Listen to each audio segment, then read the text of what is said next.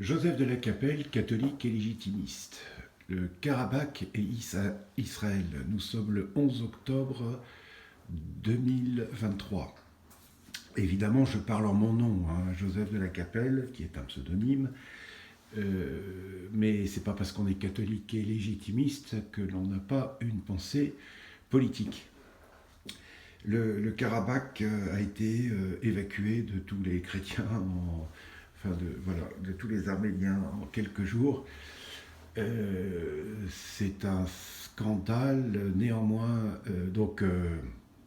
notre prière et notre compassion vont à tous ces frères arméniens, chrétiens pour la plupart, qui ont été obligés de quitter leur région où ils sont depuis des milliers d'années, le Haut-Karabakh. Mais ça doit être aussi une leçon pour nous.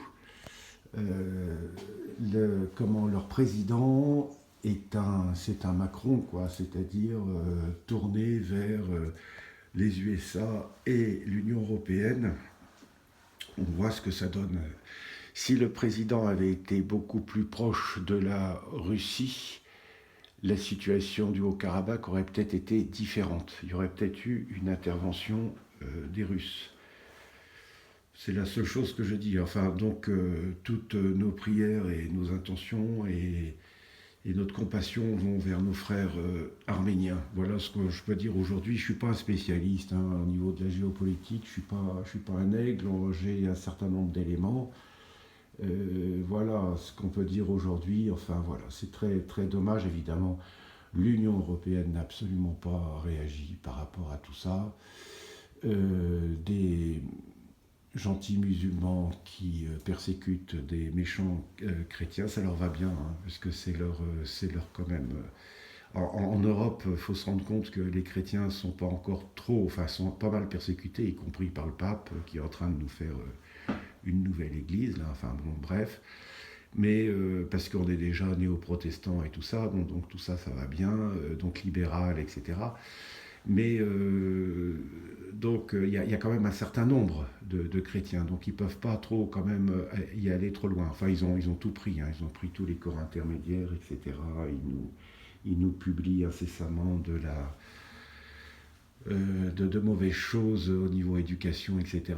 Donc tout ça, c'est un fait, mais ils ne peuvent pas nous persécuter autant. Enfin, voilà.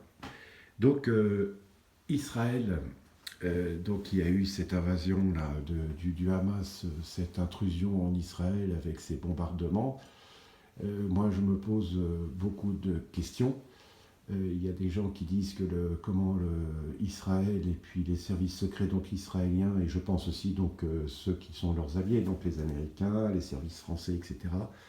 Alors il y a des gens qui disent qu'ils ne devaient pas être au courant. Moi je pense qu'ils devaient être au courant, mais que faire si Israël avait fait une intervention dans la comment à Gaza pour détruire les missiles et donc les infrastructures préparant cette guerre, qu'est-ce qu'on n'aurait pas entendu au niveau international? Est-ce qu'il pouvait, au niveau politique, est-ce qu'il pouvait intervenir?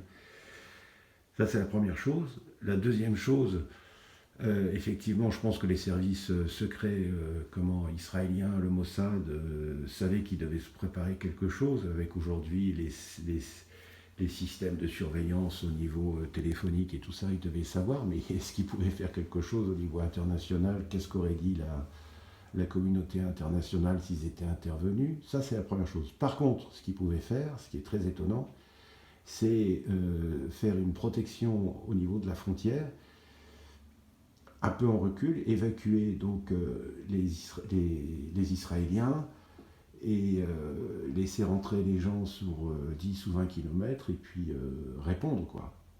Là, je ne comprends pas très bien. Il y a quelque chose que je trouve assez curieux. D'après les données que j'ai, tout ça, je vous dis, je ne suis pas un spécialiste de la géopolitique, mais c'est très curieux. Alors évidemment, toutes nos prières et notre compassion à tous ces martyrs là qu'il y a eu, tous ces martyrs israéliens qui se sont fait massacrer. Là, J'ai regardé ce matin, enfin c'est atroce quoi. Il y a eu vraiment des atrocités, des milliers de morts. C'est affreux, donc notre prière, et on prie bien pour le salut de leur âme, et puis pour tous les orphelins qui sont restés, enfin bref, et puis tous ces jeunes qui ont été tués, enfin c'est absolument abominable. Et voilà, comme pour l'Arménie. Voilà ce qu'on peut dire aujourd'hui. Hier, j'ai regardé M. Juillet, qui est l'ancien responsable des services secrets français, donc c'est pas n'importe qui dit il faut attendre pour voir qui est derrière, parce que il dit le Hamas tout seul, est-ce qu'il pouvait faire une telle organisation, une telle attaque? Donc est-ce que derrière il y a soit l'Iran, soit le Qatar, soit on ne sait pas. On ne sait pas encore aujourd'hui qui a soutenu ça.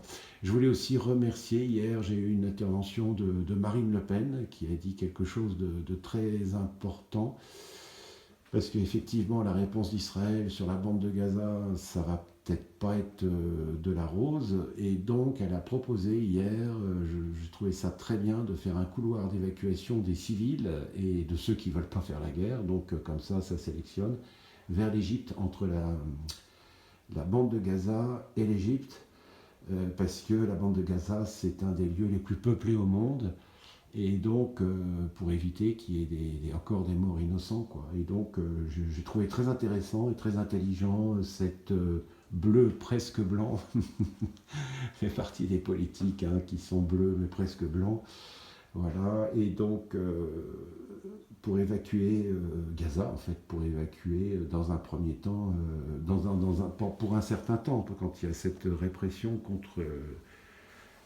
ces terroristes voilà, musulmans. Voilà ce qu'on peut dire aujourd'hui. Enfin, union de prière, et puis prions bien pour toutes ces victimes en Arménie, en Israël, et puis aussi tous ces fanatiques, là, ces fous qui ont des parents, etc., et qui sont certainement morts, qui ont passé les frontières et qui sont, pour la plupart, ont été tués. Donc des sortes de kamikazes et qui ont des familles, etc. Et donc tout ça, c'est catastrophique, quoi. C'est tout simplement catastrophique. On voit qui est derrière tout ça, c'est le diable. Hein. Quand il y a une guerre comme ça, c'est toujours le roi de la guerre et du sang et des larmes. C'est l'enfer. Donc, même il peut y avoir des guerres justes, hein, on est d'accord, quand on se défend, quand on se défend. À très bientôt à tous, que Dieu vous garde, Notre-Dame de Boulogne, Notre-Dame de France, Notre-Dame d'Arménie, Notre-Dame de la Terre Sainte. Priez pour nous, notre Seigneur Jésus-Christ, Roi de l'univers et Roi de Jérusalem, priez, protégez-nous, nous nous confions à vous. À très bientôt à tous, Deus et Rex.